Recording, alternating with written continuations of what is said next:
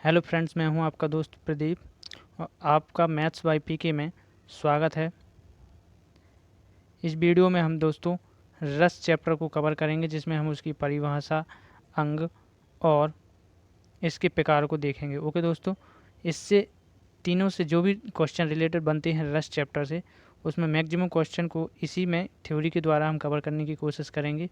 Okay दोस्तों, यदि ये वीडियो आपको अच्छा लगता है तो इसे लाइक कीजिए, शेयर कीजिए एंड सब्सक्राइब कीजिए और बेल आइकन को ज़रूर प्रेस करें दोस्तों, जिससे आगामी आने वाली वीडियो आप तक पहुंच जाए। चलते हैं, स्टार्ट करते हैं दोस्तों। अब रस क्या है? सेंटीमेंट्स। रस की आपसे यदि परिभाषा पूछी जाए तो दोस्तों क्या होगा, शॉर्ट में एक सेंटेंस में आपको रस पूछ लेंगे, बताना पड़ेगा कि ये रस की परिभाषा है किसकी है। ओके दोस्तों, तो रस का शाब्दिक अर्थ, पहला क्वेश्चन बनता है यहाँ से, रस का शाब्दिक अर्थ क्या हो जाएगा दोस्तों? तो रस का शाब्दिक अर्थ होता है आनंद। ओके दोस्तों, किसी भी कविता को पढ़ने से यदि हमें आनंद आ रहा है तो उसमें क्या हो जाएगा दोस्तों? रस होगा। अब वो पढ़ने से आएगा, सुनने से आएगा, या किस किस टाइम पे रस की उत्पत्ति होती है उसको हम पढ़ेंगे, तो वही हमारी थ्योरी बन जाएगी। ओके दोस्तों, वही हमारी परिभाषा, डेफिनेशन हो जाएगी। तो परिभाषा क्या हो जाएगी दोस्तों? काव्य को पढ़ने सुनने से जिस आनंद की अनुभूति होती है, किसको? पढ़ने व सुनने से। अब किसको? पाठक या श्रोता को। ओके दोस्तों, जिस आनंद की अनुभूति होती है उसे क्या कहेंगे? हम रस कहेंगे। ओके दोस्तों, तो पढ़ने या सुनने आपको ध्यान रखना है। अब नेक्स्ट क्वेश्चन बनता है यहाँ से, रस को काव्य की क्या कहा जाता है? तो रस को काव्य की आत्मा या प्राण तत्व कहा जाता है। ओके दोस्तों, रस को काव्य की आत्मा या प्राण तत्व माना जाता है। ये नोट्स आपको क्वेश्चन वाइज तैयार किए गए हैं दोस्तों, जो वेरी इंपॉर्टेंट हैं, इनको आपको टच भी कर लेना चाहिए। अंग है, देखते हैं दोस्तों इसमें रस के अवयव या अंग। तो पहला क्वेश्चन यहीं से बनता है कि रस के कितने अंग होते हैं? तो दोस्तों आपको बताना है रस के 4 अंग होते हैं।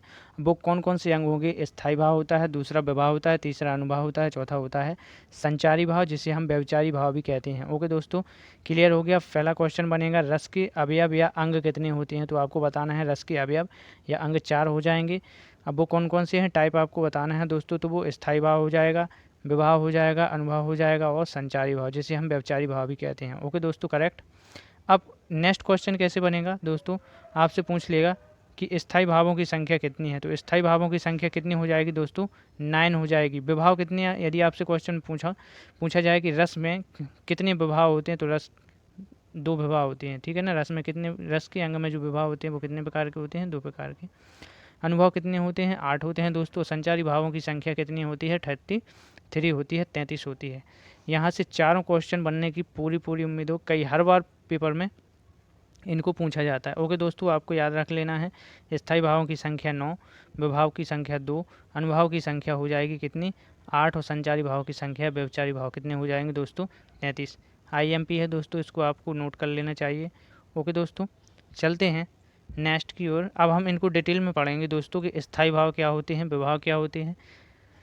ओके दोस्तों, तो स्थायी भाव के बारे में और क्या क्या जानकारी मिलती है हम इसको पढ़ते हैं दोस्तों। ठीक है ना, तो स्थायी भाव का मतलब होता है प्रधान भाव। ओके दोस्तों, जो उसमें इम्पोर्टेंट हो या मुख्य हो। ठीक है ना, तो स्थायी भाव का मतलब क्या हो जाएगा दोस्तों, या उसका शब्दार्थ क्या हो जाएगा? प्रधान भाव। ओके, अब दोस्तों काव्य या नाटक में, काव्य या नाटक में स्थायी भाव कब कहाँ से कहाँ तक चलता है? तो शुरू से लेके एंड तक, आखिर तक चलता है। ओके दोस्तों, आपसे क्वेश्चन में पूछा जाएगा कि काव्य या नाटक में स्थायी भाव कहाँ से कहाँ तक चलता है, तो आपको बताना है शुरू से लेके आखिर तक चलता है। ओके दोस्तों, नेक्स्ट क्वेश्चन कैसे पूछते हैं? वो पूछेंगे रस का आधार होता है। तो रस का आधार क्या होता है? स्थायी भाव होता है दोस्तों। ओके, ध्यान रखना है। नेक्स्ट पॉइंट में चलते हैं, प्रत्येक रस का एक स्थायी भाव होता है। तो प्रत्येक रस के कितने स्थायी भाव होते हैं? तो आपको बताना है, 1 होता है। ओके दोस्तों, अब स्थायी भावों की संख्या कितनी बताई गई है? स्थायी भावों की संख्या 9 है, इसलिए रसों की संख्या भी कितनी हो जाएगी दोस्तों? 9 हो जाएगी। ओके दोस्तों, जिन्हें हम क्या कहते हैं? नवरस कहते हैं। तो आपको बताना है स्थायी भाव यदि 9 है तो रसों की संख्या 9 होगी। ओके दोस्तों, नेक्स्ट क्वेश्चन पूछते हैं आपसे कि मूलतः रसों की संख्या कितनी है? तो मूलतः रसों की संख्या कितनी हो जाएगी दोस्तों? 9। ओके दोस्तों, मूलतः रसों की संख्या 9 मानी गई है। बाद में आचार्य ने 2 रस को और जोड़ा गया है। तो 2 स्थायी भाव कौन कौन से हैं? वात्सल और भगवत विषयक, जिसकी वजह से रसों की स्थायी भावों की संख्या 11 हो गई है, इसलिए रस भी कितने हो गए हैं दोस्तों?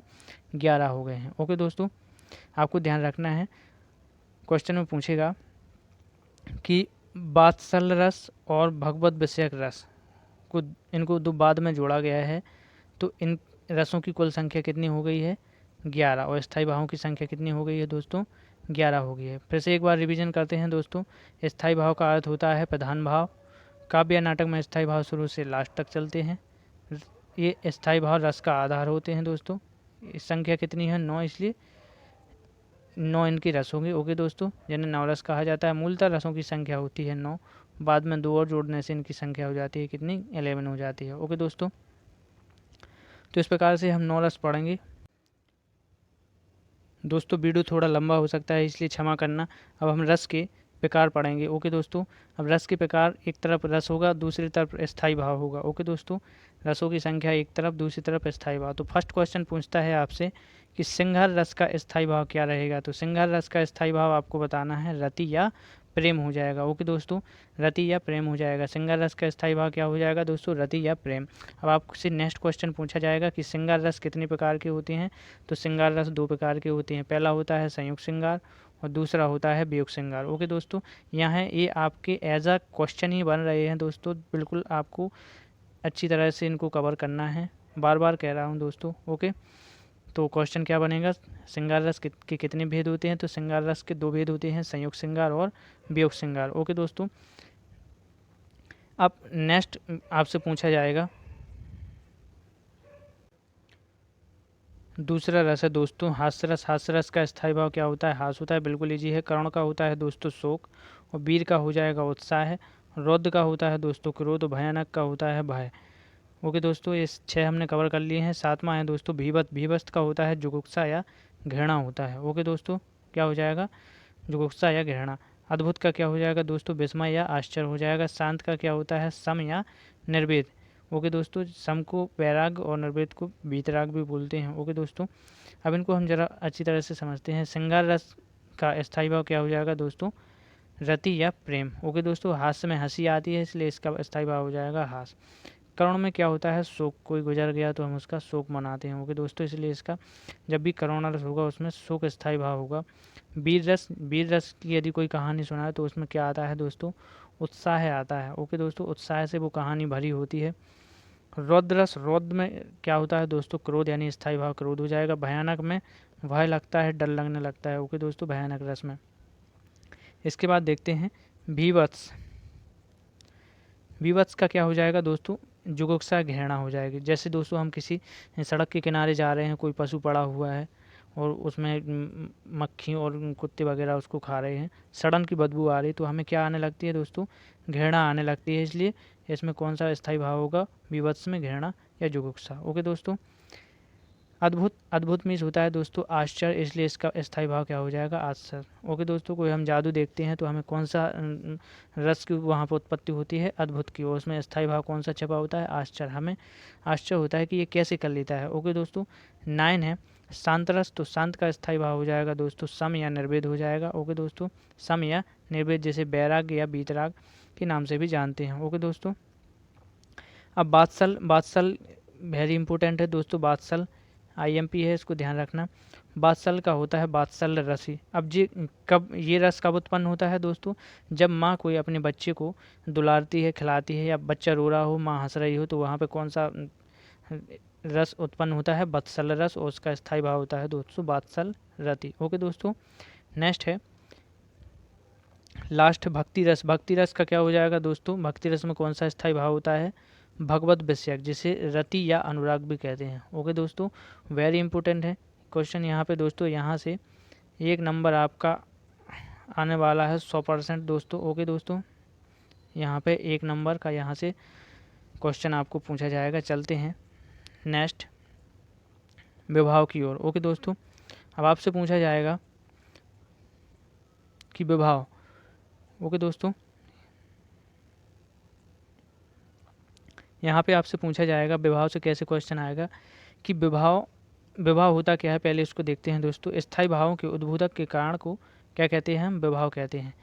स्थायी भावों के उद्भूतक कारण को क्या कहते हैं दोस्तों, विभाव कहते हैं, जो हमारे मन में स्थायी भाव से क्या हो जाते हैं, बैठ जाते हैं। ओके दोस्तों, अब ये 2 प्रकार के होते हैं। विभाव कितने प्रकार के होते हैं, 2 प्रकार के। एक आलम्बन, दूसरा होता है उद्दीपन। एक आलम्बन होता है, दूसरा उद्दीपन होता है। ये दो प्रकार के होते हैं, एक होता है आलम्ब, दूसरा होता है उद्दीपन। आलम्बन भी दो प्रकार के हो दोस्तों, आश्रयालंब और विषयालंबन। आश्रयालंबन और विषयालंबन, इनको दोस्तों हम आगे देखते हैं। अभी आलम्बन विभाग को और उद्दीपन विभाग को दोस्तों हम अलग अलग समझने का प्रयास करेंगे, है ना। तो आलम्बन क्या होता है दोस्तों, जिसका आलम्बन या सहारा पाकर स्थायी भाव उत्पन्न हो। जिसका आलम्बन या सहारा पाकर स्थायी भाव उत्पन्न होते हैं या स्थायी भाव जगते हैं, वो क्या कहलाते हैं, आलम्बन कहलाते हैं। जैसे नायक और नायिका। ओके दोस्तों, नायक और नायिका के बीच जो प्रेम होता है उसको क्या बोलते हैं, आलम्बन विभाव। अब ये दो प्रकार का होता है, आस्यालंबन और विषयालंबन। अभी आपने पीछे देखा दोस्तों, आस्यालंबन आपसे पूछा जाएगा, सीधा क्वेश्चन दे देंगे वो कि जिसके मन में भाव जगे वहाँ पर कौन सा विभाव होगा, तो आस्यालंबन। ओके दोस्तों, जिसके प्रति या जिसके कारण मन में भाव जगे वो हो जाएगा विषयालंबन। जैसे यहाँ पे एग्जाम्पल के थ्रू देखते हैं दोस्तों, यदि राम के मन में सीता के प्रति भाव जगता है तो राम आश्रय हो जाएगा और सीता क्या हो जाएगी, विषय हो जाएगी, क्योंकि सीता की वजह से राम के मन में क्या जग रहा है, भाव जग रहा है। तो जिसके मन में भाव जगे वो आश्रय और जिसके कारण जगे वो क्या कहलाएंगे दोस्तों, विषया कहलाएंगे। राम हो जाएगा आश्रय और ये हो जाएगा विषयक, सीता विषयक हो जाएगी। ओके दोस्तों, आशा करते हैं आपको समझ में आ रहा होगा।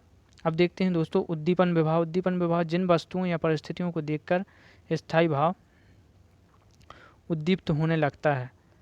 जिस वस्तु जैसे चांदनी की रात में, ओके दोस्तों, जैसे हम चांदनी रात में बैठे हुए हैं और चांद तारे, हमें एक अलग सा माहौल बनता हुआ दिखाई दे रहा है, तो वहाँ पे उद्दीपन विभाव हो जाएगा। ओके दोस्तों, और भी कंडीशन हो सकती है, जैसे कोयल कूक रही हो, कोयल की आवाज़ आ रही हो, एकांत स्थल में बैठे हो आप, रमणीक उद्यान हो जो मन को मोह ले, एक ऐसे बगीचे में आप बैठे हो, नायक नायिका की चेष्टाएं, आप कोई फिल्म देख रहे हो उसमें। ओके दोस्तों, और जिसमें हीरो हीरोइन एक गाना के थ्रू में मिल रहे हैं। ओके दोस्तों, यहाँ पे कौन सा विभाव हो जाएगा, उद्दीपन विभाव हो जाएगा। ओके दोस्तों, यानी जिन वस्तुओं या परिस्थितियों को देखकर मन में भाव जगे वो क्या कहलाएंगे, उद्दीपन विभाव। ओके दोस्तों, इसके बाद है दोस्तों अनुभव। तो यहाँ से दोस्तों यही क्वेश्चन पूछा जाता है कि अनुभवों की संख्या कितनी है, तो इनकी संख्या है दोस्तों 8। अब ये होते क्या हो, मनोभाव को व्यक्त करने वाले शरीर विकार को क्या कहते हैं, अनुभव। यानी आपकी कंडीशन को बताएंगे ये कि आप कैसे मोड में हो। तो इसकी ट्रैक है दोस्तों, आपको पढ़ना है, स्वेद स्तंभ के रोमांच से स्वरभंग कंप विपणता में अक्षय अस्त्र प्रलय आ गया। यानी यहाँ पे आपको कुछ नहीं करना है दोस्तों, इनको याद रखना है। स्वेद, स्वेद मीन्स होता है पसीना आना, पसीना आ रहा है तो आप सामने वाला समझ जाएगा कि आपको घबराहट हो रही है। ओके दोस्तों, स्तंभ यानी स्तंभ की भांति जड़ जाना, यानी एकाएक अंगों का अकड़ जाना, यानी शौक लगना। ओके दोस्तों, फिर इसके बाद है रोमांच, रोंगटे खड़े होना। कोई ऐसा सीन देख लिया आपने, रोंगटे खड़े हो गए, हॉरर मूवी का। ओके दोस्तों, स्वर भंग होना यानी गला सूखना, कंप कांपना, विपणता रंगहीनता यानी मुँह का रंग बदल जाना, अश्रु आंसू बहना, और प्रलय यानी मूर्छित या अचेत हो जाना। ये सारे 8 क्या हैं दोस्तों, अनुभव हैं। अनुभवों की संख्या है 8, इसलिए याद रखना है स्वेद स्तंभ रोमांच। ओके दोस्तों, इनको याद रखेंगे, स्वेद स्तंभ रोमांच, स्वरभंग कंप, विपणता अश्रु और प्रलय। ओके दोस्तों, तो यहाँ से यही होगा। लास्ट चलते हैं संचारी भावों की संख्या। तो संचारी भावों की संख्या कितनी है दोस्तों, संचारी भावों की संख्या 33 है। अब ये होते क्या है संचारी भाव, तो मन में संचरण करने वाली या आने जाने वाली, जो सेकंडों में हमारा मन बदल जाता है। सेकंड में, 1 सेकंड में हमारा मन भोपाल में था, भोपाल के जो मित्र था उसके बारे में सोच रहे थे, फिर सेकंड में हमारा मन घर पर चला गया, मम्मी पापा के बारे में सोचने लगे, फिर दूसरे फ्रेंड के बारे में सोचने लगे। तो ये यहाँ पे हमारा मन चंचल होता है दोस्तों, उसी को हम क्या कहते हैं, संचारी भाव कहते हैं। यानी मन में संचरण होने वाले या आने जाने वाले भावों को क्या कहते हैं, संचारी भाव कहते हैं, या इन्हें व्यभिचारी भाव भी कहते हैं। ओके दोस्तों, इनकी संख्या कितनी होती है, 33 होती है। ओके दोस्तों, अब यहाँ से आपसे ये भी पूछ लेते हैं कि संचारी भाव निम्न में से कौन नहीं है, तो कोई एक अलग डाल देंगे आपको दोस्तों, है ना, और बाकी 3 आपके संचारी भाव होंगे। तो यहाँ पे सारे संचारी भाव आपको दिए गए हैं। आप वीडियो ज़्यादा लंबा हो जाएगा दोस्तों, इसलिए आप इनको देख लें। ओके दोस्तों, जैसे गर्भ, गलानी, अति, मोह, मरण, शंका, स्मृति, हर्ष, ये सारे क्या हो जाएंगे दोस्तों, संचारी भाव हो जाएंगे। ओके दोस्तों,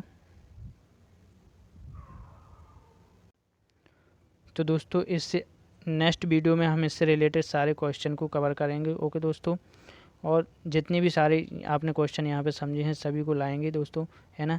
यदि ये वीडियो आपको अच्छा लगा है तो इसे लाइक कीजिए, शेयर कीजिए एंड सब्सक्राइब कीजिए। ओके दोस्तों, और बेल आइकन को ज़रूर प्रेस करें जिससे आगामी आने वाला नोटिफिकेशन आपको मिलता रहे। ओके दोस्तों, मिलते हैं नेक्स्ट वीडियो में। जय हिंद दोस्तों।